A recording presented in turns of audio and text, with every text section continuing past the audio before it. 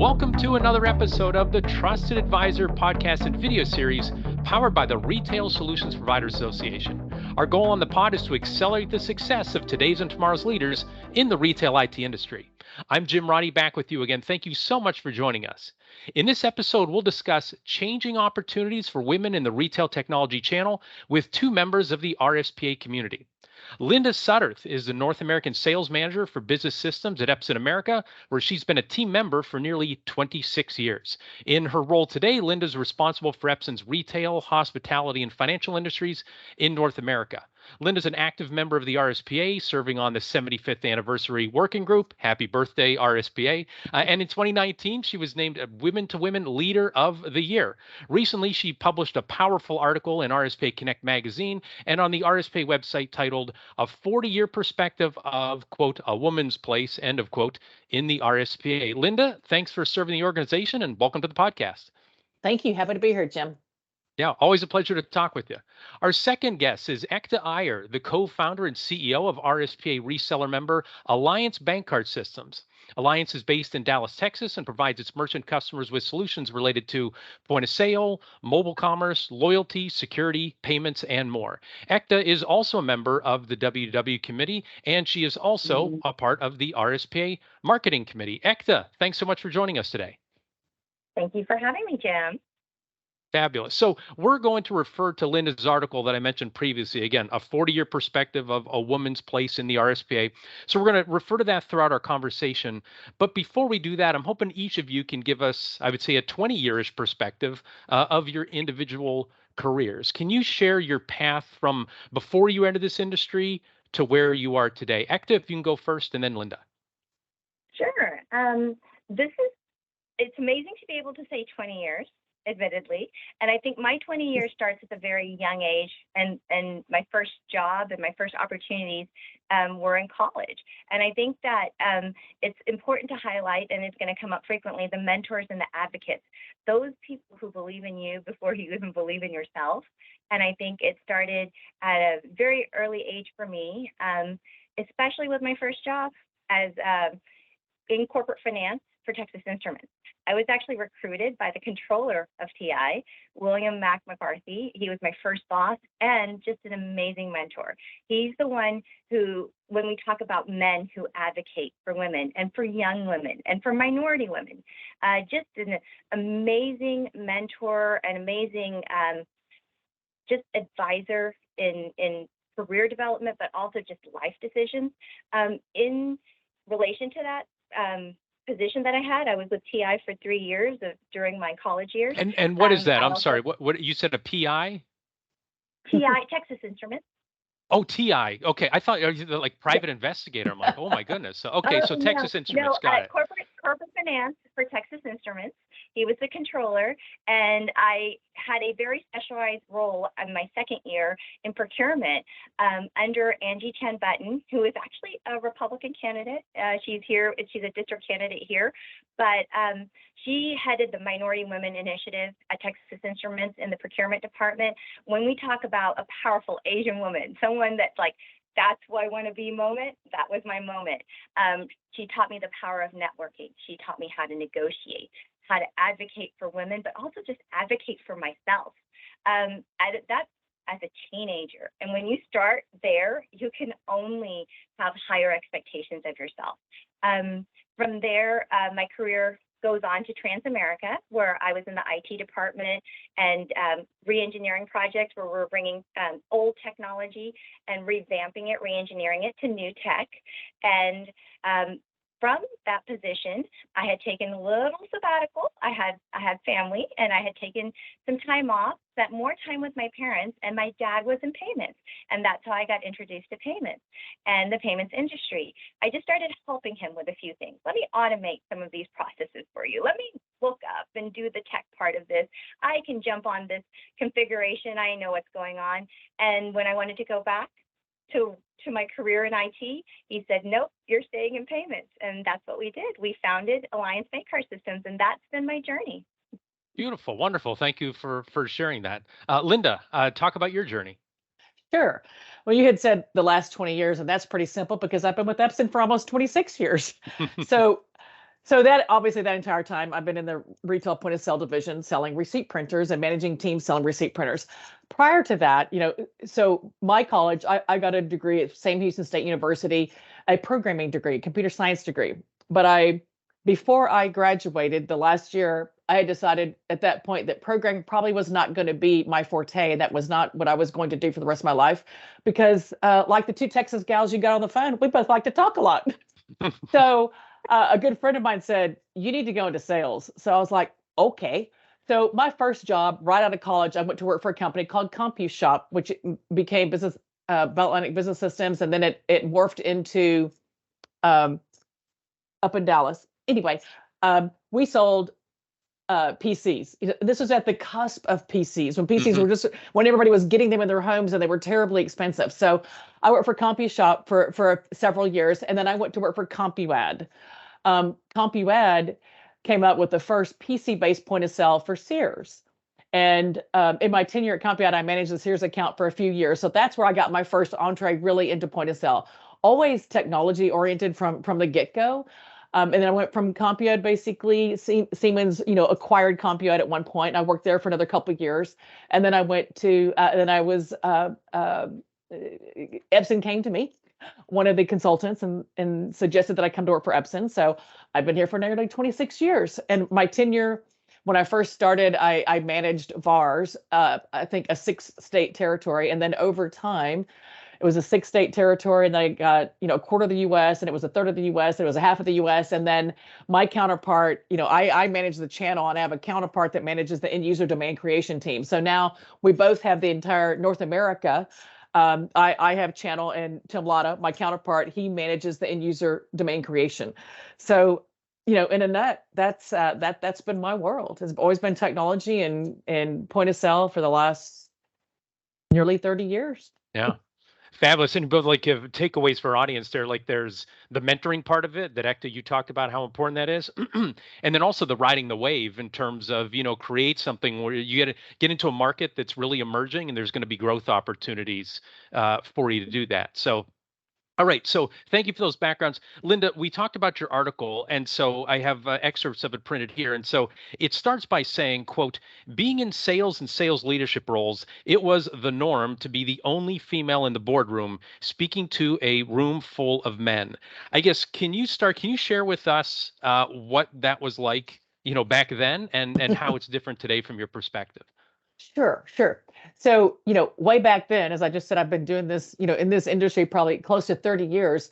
One, I was young and I was the only female. So the pitfalls were, you had to make sure men did not speak over you, because, back then it was the norm, men spoke to men. And so to wedge your way into conversations, you had to wedge your way in your conversations. And my biggest thing is, once I had the floor, I controlled the floor, until I was finished with what I wanted to deliver, because part of it was like, when am I going to be able to wedge myself into the conversation again? So that was a big thing. And, back in, those early years, 10 to 15 years, you had to know your stuff. You had to be sharp. You couldn't stumble in front of a room full of men. So you had to have your act together. You had to know your business. You had to know the technology. You had to speak with command. You had to command the audience. So, and you couldn't be intimidated by those loud speaking men. So, that was my early years. And I learned that early on. And I think, Jim, I shared a story, which I'll share later, about something that I experienced, which again, I'll share that later. Yeah. And today, it has certainly gotten better. It has gotten a lot better. One, I'm older, so older people, can't command a little more respect because you've got a lot of history and you've got a lot of experience. But even today, with some of my reps that are, in my age bracket, when we go into meetings, and if I don't know the people, they don't know me, it's always pretty regular. It's deferred to men. But once we start talking and my reps defer to me on something, or I start speaking, then it's that, oh, okay, then that trust, that credibility, that's all gained in an instant. But I will say, to this day, it's still, if I go into an environment where I'm not known and I'm with men, there's still a little bit of that. But over the years, you gain a lot of confidence and you speak with authority. And so it's definitely different now. And I would say definitely don't want to use the word improved. It's just changed. It's Yeah. back in the day, things were tolerated and things were different. And certainly, the Me Too movement and all that has certainly um, given women a voice. So, No, thank you for sharing mhm. that. Ekta, I'm curious your perspective. Can you share a story along the lines of Linda's, like when you were the only woman in Oh, the room? What was that like for you, and what's it like for you today?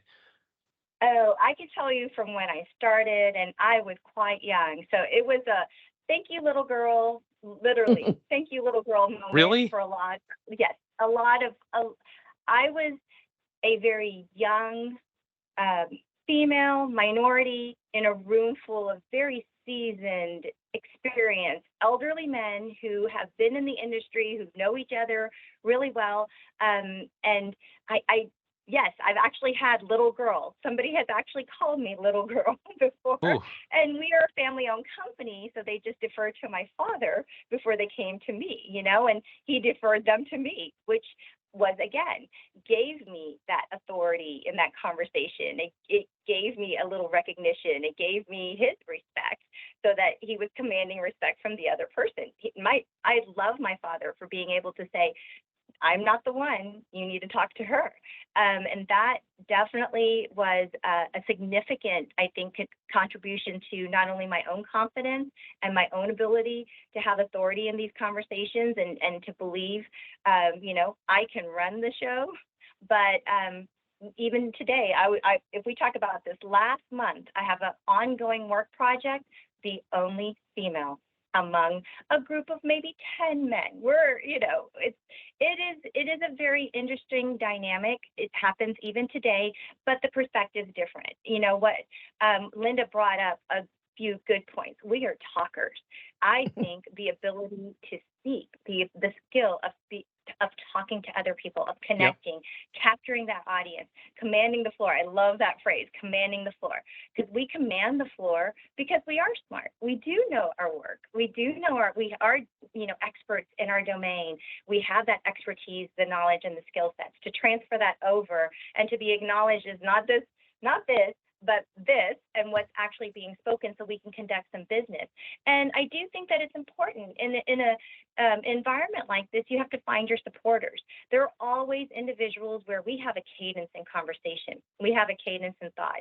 And just like somebody might be overlooking me and dismissing me because of my female perspective,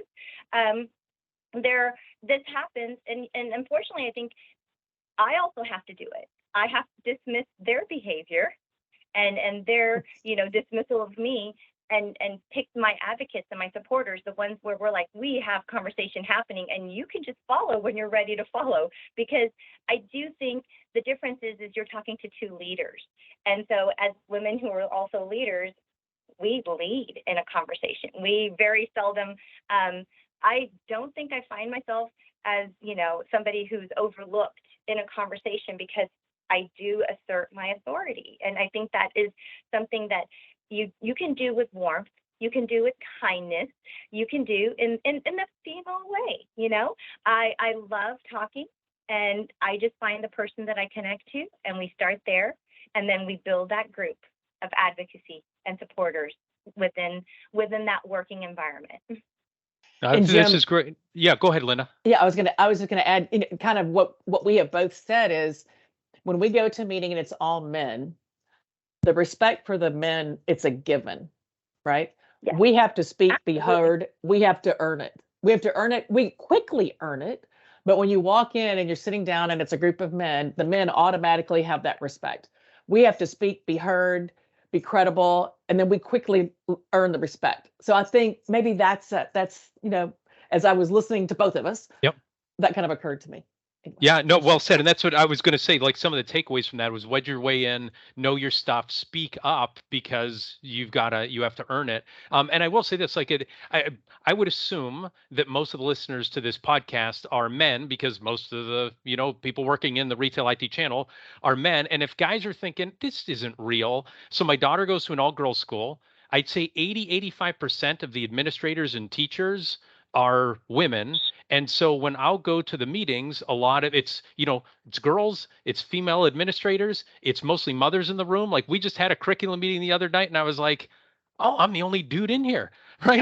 And he goes feeling like, okay, I don't know if I should feel permitted to say anything because I'm clearly, different in that. So again, if guys are thinking, this isn't real, and that's part of the reason why we're having this podcast is I've had that personal experience, but then talking to women over the years, this is a real thing, and Linda and Ekta just articulated it. So I also want to get your take on something. So this just happened. We're recording this podcast in mid-February, and so a couple weeks ago, a story went viral about a woman. Her name was Whitney Sharp. This isn't inside the retail IT industry, but she confronted several male employees from a potential client. I don't know if you guys saw this story at all, but on a Zoom call, they were sharing their screen, and she could end up seeing their messages that were on there that they didn't know. And one of the messages said, "She's an effing bombshell." And so she called them out, and rightfully so, in terms of like, I'm not going to work in an environment where you guys are doing this, having these side conversations. So I guess I'm curious, what's your reaction to that? Are you surprised? Are you not surprised? Are you frustrated we're still talking about this in 2023? Linda, if you want to take that first, then Ekta. So, surprised, no. Surprised they got caught, yes. In our world of pandemic, the last 2.5 years, 3 years, where we've all Zoom called and we've all Teams called so much, and we all know that messages pop up. So surprised they got caught at it, yes. And um, and I think the reaction maybe is different. So I'll tell you two scenarios. So I talked to a gal that I work with. Heavens, she's 30 years younger than me. And I asked her, I said, would this be very offensive to you? And she said, yes, it'd be offensive to me. Okay, because she's younger. She's in the generation where that's not tolerated anymore. I grew up where it was, it was just the norm. And another colleague of mine who's a little bit older than me, she and I discussed it. And we both said, back in the day, it was normal. We just know how to deal with it. You just laughed it off. You didn't take it serious. Thank you, but come on, let's move on. And so I think the reaction is different, and maybe it's a little bit generational.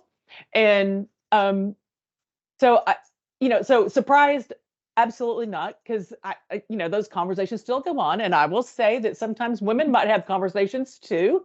We're just maybe a little more discreet and have it verbal discussions from time to time, but so not surprised. All right, Ekta, what's your perspective on this? Well, kudos to Whitney's for just having the bravery to call them out, because it starts with our response, and I do think that women, she could have seen this and just not said anything, and then that behavior perpetuates. Calling them out is brave. It's her response that directs what happens next now in this scenario. It's just disappointing in 2023 that we live in this culture of awareness. We have this, we're frequently touted by society at all different angles of acceptance of differences. I mean, we're talking about gender and race and age and sexual orientation, and the list goes on and on. How is this happening? How is there should be no tolerance for this kind of misbehavior from any angle. This is just one female being objectified, and that was wrong, but it happens. And we live in a culture and a society where it's a culture of awareness. It's a culture of accepting differences. That's what we need to nurture. And so, Ekta, if you don't mind, can you expand upon, like you said, this is offensive behavior. I am sure there are some guys who are thinking, hey, if I saw a chat between some women and they were saying that I'm handsome or, something like that, I would be flattered. Like, why would you call that offensive? Because I'm not on display as a beauty pageant. This is a work environment.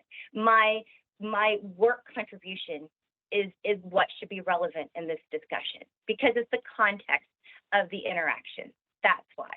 If we're at a bar and you're winking from me, I have an ability to control my reaction in that environment because I know exactly where I am. When I'm in a work environment talking to colleagues or vendors or anybody who is a work contact, there is a context for the communication, and that's where the offensiveness, boundary and outside the boundary.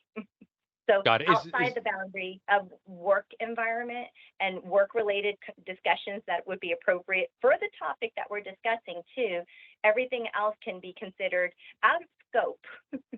Yeah, and is that how you feel, Linda? Like Ekta earlier, for those who only have the audio version, when Ekta said they should be thinking not about this, and you were like pointing to yourself as a woman, they should be thinking about this, pointing to Oh your yeah. brain. Is that how you view this in terms of like, because again, somebody can be like, oh, what's the problem? Someone calling them a bombshell. It's because you're focusing on the looks and making them an object as opposed to you're a Right. contributor to the work here, not just some model Yeah. to be seen. Yeah, absolutely. Absolutely. And it just goes to, the conversation material earlier about being in meetings. It's about what we say. It's not about what we look like, right? And the skill sets and the knowledge and the experience that we bring is what's important. It's not the exterior. So absolutely. I'm just, Yeah. my point was just generationally, we grew up with it, Right. and now we're all conditioned and, I mean, it's like smoking on a plane. you know when we all started flying, everybody smoked on planes, and we know now it's not the right thing to do. So I think it's just, it's a change in the times and Yeah. awareness. Yeah, and the advice I give, so men, again, I think a lot of men don't intend to make a woman feel uncomfortable, but they do when they comment on their looks. Like I've heard the booth looks better with you here, or I've had people when it's me and then the woman that they're talking to, I'd rather talk to her than you. So my guidance to men has been like, would you make that comment to another guy? Like, how would you feel that if a guy said that to you at the booth? Like, I'd rather talk to you. You make this place look beautiful. You've got to be like, that's like, how am I supposed to take that, right? Like that's the reality of it. So again, I know, and again, we're sharing this so some folks can say, "Well, I never thought of it that way." That's why we're sharing. We're having this podcast. So I do. I have a commercial to share, but before I do that, oh, go ahead, Ekta. I was going to say, Jim, I think this is just about creating awareness. It's not about badgering or trying to, offend anybody else with this discussion as well. I think these type of discussions create the awareness that needs to happen. Amen. Very good. All right. So before we take a quick break, I want to go back to Lynn's article for one more question. So Linda shares a story about Lynn Skurla Perkins, who recently retired as the president and CEO of Skurla's POS Solutions in Alaska. Lynn is a former chair of the RSPA board. And so this is what Linda wrote. I feel like this is Meet the Press, Linda. Linda, you wrote this earlier. She said she worked at Skurla's for her parents and her teens before taking over the company years later. During industry event receptions and evening engagements, there was a tendency for resellers or vendors to engage in conversation with her husband first. And I do have to say, I do know Doug Perkins, Lynn's husband. And it's funny because I know Doug would listen to them and be like, I have no idea what you're talking about. I'm an attorney. And so I'm curious, Ekta, if we can start with you, like I think you alluded to, you did experience that, with your dad. Do you still experience that today? So, I mean, you are speaking my story here. I am a second generation legacy. I have founded Alliance Bancard Systems with my father and had the privilege of just seeing the type of respect and recognition that he's given me. I've got control of the company, He lets me make my independent decisions and defers to me for major things that in a traditional business environment, I would not have those opportunities. I think that is the opportunity. That's the true opportunity. When somebody, acknowledges you, recognizes you, you are seen for your contributions, and then now I can contribute. I can contribute more and more. And as my experience and my maturity in my work grows, that skill set, that knowledge base, it is a value now to the company, and I think that advocacy and mentorship is going to be something that you're going to hear from me frequently, because I think I've experienced it. I've benefited from it from different areas in my life, and I think that is going to circle back when we talk about what can be done. And I do think that when I entered this industry, my father and I founded the company. We were negotiating contracts. We had very seasoned individuals on the other side, all single, like all white males, it was definitely a pivot for me and my career that my father said, not me, defer to, Yep. He would defer back to me, meaning he would say, don't talk to me, you got to talk to her. and it would. The conversation would be directed. The two of us are standing. The conversation would be directed to him, and he'd be like, "Oh no, her." Yeah. And With all delegation, the manager has to have the discipline to say, I could answer this question, but I shouldn't be answering this question. Yeah, and that's a great sign of a leader who knows that they've brought in the right resource for that position and then let them run with it. And I think that's what he's let me do. Fabulous. So that is my story. I think I can completely relate with this part of the article. Yes, we'll have to have you and Lynn make sure you meet at Retail Now this year if she does attend. So haven't retired, I bet you. Yeah. And so, Linda, can you talk about before we go to commercial break? Do you still experience that at times where, again, you're leading all of North America and there just happens to be a guy there and somebody's like, well, you must be the decision maker, sir. Yeah, it definitely happens sometimes. Like I think I said earlier, when I am at industry conferences or in meetings, and I have some of my people that are more or senior, or my boss that's senior, it's automatically deferred to him, either of the hims. But they will quickly turn it back. And also, my husband from time to time will come with me to conferences, and if we're at cocktail receptions and there's conversations going on, it'll be deferred to him. And part of that's probably man to man, but he'll quickly say, "I'm the spouse." This is my wife. She's the one who manages the channel for Epson, and it'll quickly get deferred. So, absolutely, it still happens, but not as much. And I think part of that's seniority too. Being a little bit older in the industry.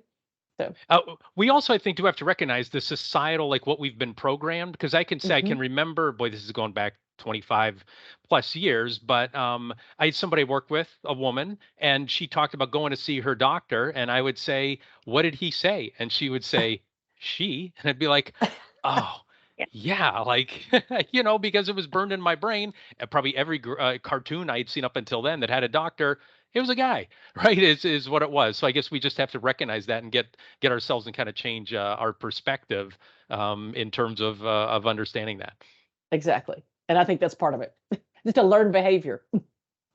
All right, let's pause here to let our listeners and viewers know a little bit more about the Retail Solution Providers Association. The RSPA is North America's largest community of VARs, software developers, vendors, and distributors in the retail, restaurant, grocery, and cannabis verticals. The RSPA is perfect fit for an organization that's serious about growth in those markets. We also want to thank our sponsors who support the RSPA community and make this podcast and video series possible. Our platinum sponsors, Blue Star. Our gold sponsors are CoCard, Heartland, ScanSource, and Star Micronics. And with this being a special episode, we want to thank our sponsors of the RSPA WW community, Blue Star, ScanSource, Star Micronics, and Epson. To receive the benefits of an RSPA membership or RSPA sponsorship, email membership@gorspa.org. Finally, you want to save the date for Retail Now 2023. That's the Retail IT Channel's #1 trade show, education, conference, and networking event. This year's event is set for July 30th through August 1st at the Gaylord Palms in Orlando. Retail Now is where the industry meets. All right, so Linda, let's get back to your article here again. Thanks so much for writing it. It made my job a lot easier for this episode. And so you wrote in the 80s and 90s, or let me jump to this one. Because I know we have only about 15 minutes left. So it said, today when attending conferences and any other industry events, there is noticeably an increased female presence, sitting on panels, leading discussions, presenting as subject matter experts, and attending as representatives of their respective companies. And so I know that is certainly true, especially in the vendor world and the distributor world, but it's definitely lacking in VARs and ISVs. I can say, again, I wanted for this conversation, Linda, to talk to you. I wanted to talk to a female VAR or ISV executive. That is not a particularly long list, right? In order to choose from, right? Ekta doesn't have 150 other people to compete with. So I'm curious, and we have RSPA as a niche and startup ISV community. It's open to all software developer members. We have 74 individuals who member that community. 67 of them are men, only 7 are women. So that's 90%. So I guess, Linda, I agree with you that we do see more of a female presence, but what can we do about the lack of, female leaders in VAR and ISV communities? Why is that? What can we do about it? So, I caucus this with a few people internally as well, kind of trying to think out of the box, and, one, to start an ISV company, it's entrepreneurship. So we've got to incent women to become entrepreneurs, or that's an innate desire, partially, right? But I think there's got to be courses and education about entrepreneurship and what to do and how to incentivize women to go in those areas. And I think there's got to be something to incentivize women to go into the maths and sciences and technical fields and engineering, because for me, that's what led to to get into the technical fields. So there's got to be, it's either innate desire, which that was always me. I always liked math and sciences, but I was the abnormal gal, in high school. Most girls at that time, that wasn't their forte. It's not anything they liked. I loved the maths and sciences. So I don't know if it's an innate thing or people need to be incentivized and pushed a little bit to say, hey, stretch, get into the sciences. And I think, today's age, the sure jobs, technology, right? Medical fields. You're going to always need doctors. You're going to always need nurses. You're going to always, technology is always there. So I think there's got to be a push and an awareness and a push for women to engage in those fields of study. I think that's part of it. I think, the leadership part too in those fields, so many people grow up in single parent households, and certainly it's not always, but a lot of times it's the mom. Right. It's a single mom. So I would think that people growing with their mother being the leader of the household, I think that's going to lead to more women going into leadership roles because they're going to see mom did it all. Mom did it all. And then also dad did it all too when it's, a dad with the kids. I just think innately we're going to have more women moving into leadership roles because they're going to have had that role model their entire life, Yeah. They can see somebody that they can aspire to be, as opposed to the pioneers had to kind of dream it and to your point, wedge their way into the conversation. So Ekta, tell me, what is your take on why do we have so few female executives in the VAR and ISV world?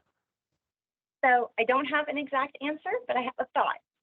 And I'm going to piggyback from where Linda left off. And one is role models.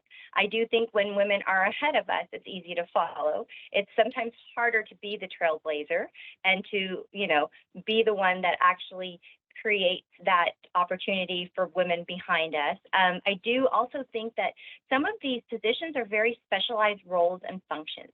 So speaking of the STEM type of careers, women tend to be brought into these generalist and multi-function roles instead of the specialized roles. Like, this is a very specialized, finite set of skills, and you go deep. Instead of being a jack of all trades, you go deep into, this one special area. And it's just a thought.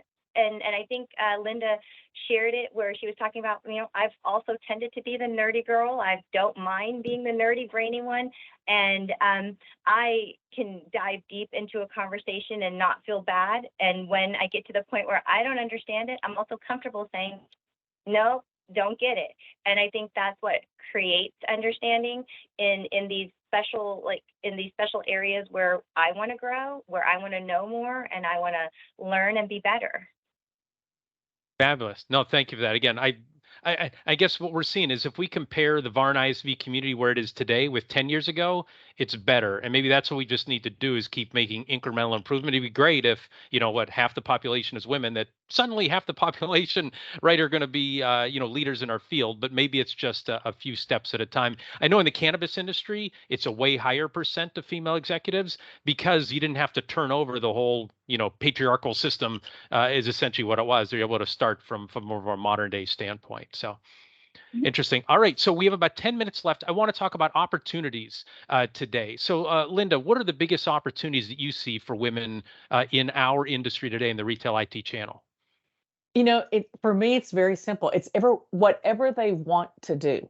I think they can do anything. They can get into sales. They can be a programmer. They can be an engineer. They can get into tech support. They can get into management. They can get into executive management. It's whatever they want to do and work hard to do and be noticed and be seen and work as hard as the men out there. I think, it's whatever they want. I mean, they can do anything. There's nothing that they can't do. I mean, I guess that's the simple answer. There's nothing that they can't do. It's just it's whatever they want to do. Yeah, and tying in My with the answer, society. I'm sorry. I just want to add on. So Ekta, or before Ekta, if Linda, I can just add on to it. So there's also the societal things of before. Girls couldn't play all the sports that they have the choice of. My mom could not play interscholastic basketball. All she could do is foul shooting, right? That's all that they had for the girls. But now it's like, outside of, maybe football on one, football, very few girls play that. And not a lot of boys play volleyball. For the most part, girls have a ton of opportunities broadly, athletically, academically, things of that nature. So, Ekta, sorry for interrupting. Can you talk about what do you see are the biggest challenges uh, biggest or the biggest challenges or the biggest opportunities? I'm opportunities? sorry, biggest So opportunities. My I was bad. going to say, Linda and I are like right there. My answer was literally everywhere, one word. And I actually Googled the definition of an opportunity, which is a circumstance that makes possible to do something. And so that's really what it is. It's the responsibility of leaders to create those circumstances, to advocate, to mentor, to create the circumstances that make it possible for someone to do something. So everywhere. Fabulous. I love it. Well, let's dive in and have some more actionable information if the opportunities are wide open. So let's close on that. So advice for both men and women in our channel. So Ekta, if you want to go first, what advice would you have for the men in our industry to help minimize the challenges and maximize those opportunities for women? I will commend any man who's listening to this and has reached this point in the reporting, because you are creating awareness in yourself, but now share it. Share it with your buddies, share it with a friend, share it with colleagues, because the awareness is the first actionable step. That's really what it is. And then second, I think advocacy. We do have to advocate for other people who perhaps need those circumstances to create opportunities for them. You see potential in someone, commend them for it. Even an encouraging word is something that helps that person. Now, if you have the ability for decision making to really say, I'd like to appoint you for this particular responsibility, that's being an advocate in a different type of level, especially if you're in a manager or leadership position. So, Great. And if you I'll, could if you can expand upon the sharing part, it's not so much, hey, you're doing this wrong. It's more, have you even thought about this? Are you considering this? Is that more of what you're saying when you share it with folks? absolutely. After listening to this discussion or anything similar, you've learned something. You've become aware of something that you did not know before. And that sharing of information, wow, I learned that, this is important. This is something that I can be doing. This is something that I do that I shouldn't be doing. Those are good discussions, because I think on a level where men talk to one another, they create the awareness on a different type of level than where I'm just like, where we're all having this. I feel like the listeners were probably already, it's like preaching to the choir, but then it's really about passing that baton of information on so that we can just run this race, because it's a very long race to run. Yeah, it's a journey, no doubt. Linda, give me your take. What would the advice be for the guys in terms of how they can help minimize challenges, maximize opportunities for women? I think for me, the biggest thing is, it's skill set. It's skill set. It's the talents that they bring. Is to look at the talents. Don't look at the gender, right? It's all about the talents and the skill set. Like I said, I've been with Epson for almost 26 years. I've had all male bosses since I've been here. My male bosses have always lifted me up. I haven't had this issue because they've always looked at the skill set, and they've always lifted me up and given me exposure. So I think that's the same thing that I would ask of any male hiring women or having a woman on their team, is to look at the skill set and lift them up, give them exposure. That's what both of my bosses here, my most long-term bosses, was exposure. They gave me exposure up top and allowed me to gain experience, working at the executive level, and just made me a known entity in the company. So it's, evaluate what they bring to the table. Everybody's got, special gifts and talents. Identify what those talents are, explore those talents, grow the talents. What is the book? Right here. the Clifton strengths, right? It's identify the strengths, grow finder. Yep. Right. And identify what those strengths are and grow those strengths and expose those and figure out where those talents fit and provide opportunities, additional opportunities, so they're not stalemated into one position the entire time. It's like, what are the strengths? How can we build those? How can we, grow you in the company? So I would just, opportunities. And so is the advice for guys is build the skills of women. And so my last question is, what advice do you have for women in our industry, especially those starting out? Is that essentially where it starts? Like, build your skills, get better so they can't keep you out of the room, right? They're going to want to have you in there 100%. Yep. For me. So yes, I would say be seen, be heard, know what your skill sets are, know what your talents are, know what your gifts are. Make sure that you expose them to all the appropriate people. Work hard. That's how you get promoted, is work harder than everybody else. And go the extra mile. Do extra pet projects. Do things to get noticed. And then good things will come. I mean, that has suited me very well and has served me very well. And, in my tenure and my work at Epson and work before. It's just work hard, be seen, be heard. Don't be a shrinking violet. Yeah. Great advice. Ekta, what's your advice for women in our industry? And to piggyback on that, I think it's just about being yourself, because I think too frequently women are trying to be who they think they're expected to be, and have your voice, know your stuff, show your stuff. We know our skills. We know our knowledge set. We're there in the room for that reason. And so share your knowledge, share your skills, be there. I think as an entrepreneur, the other thing that I've learned is about taking risks. And sometimes it is about taking risks. It's about asking the questions that may be difficult and outside of our comfort zone, seeking those mentors and those partners who are really going to help us to grow, to get to the next level, seeking those opportunities. Sometimes we have to create opportunities for ourselves. It can be seen as aggressive. It can also be seen as opportunistic. But at the end of the day, women have value in this industry. And I think the ideas that we can share and grow, and that whole riding the wave of technology the way it is, there's so much newness. There are opportunities. Find your area of interest and ride that wave, take it as far as you can, and then partner with mentors and advocates who help you take it to the next level when you find yourself stuck. That's fabulous advice. And Jim, I've got one more comment. Yes, final word. One liner is, don't wait to be noticed. Make sure you're noticed. To me, that's the end all. I think you found two women who know how to be noticed. So, it's like this is where it's easy for us, because we've had that journey. Where women are in the beginning of this journey, I can completely understand. It can be intimidating. It can be scary. It can feel like, oh no, not me. But it is you. It is you.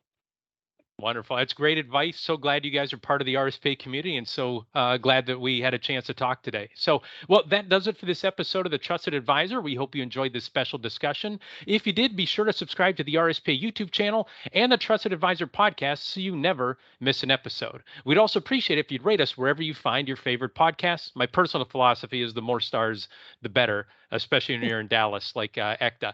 And if you'd like to learn more about best practices for VARs and ISVs in the retail technology industry, check out the RSPA blog. You can find it at gorspa.org and then clicking on RSPA blog. Before we go, thanks again to Linda and Ekta for sharing their wisdom with us today. Thanks also to RSPA Marketing Director Chris Arnold for his production work, Joseph McDade for our music, and last but not least, thanks so much to you for listening. Our goal at the RSPA is to accelerate the success of our members in the retail technology ecosystem by providing knowledge and connections. For more information, visit our website at gorspa.org. Thanks for listening, and goodbye, everybody.